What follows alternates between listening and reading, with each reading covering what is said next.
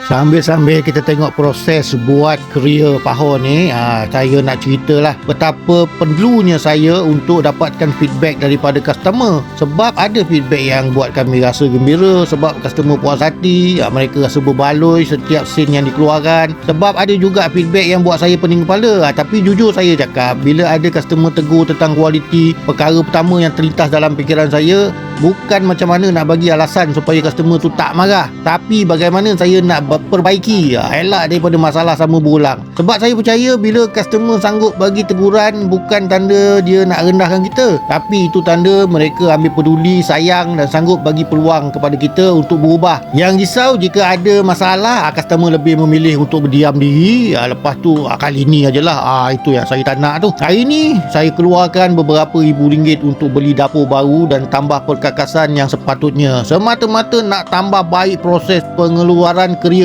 Sebab kalau dalam kuantiti kita keluar macam ni, kita boleh buat cara yang lama. Tapi apabila pengeluaran dah mula bertambah, saya memang tak boleh dah ikut cara lama ni. Bukan sebab nak nampak lebih moden, dan bukan sebab nak nampak gah daripada orang lain, dan juga bukan sebab Korea yang kami jual sebelum ni dah teruk, tapi bukan sebab penambahan pengeluaran tu dah mula berlaku.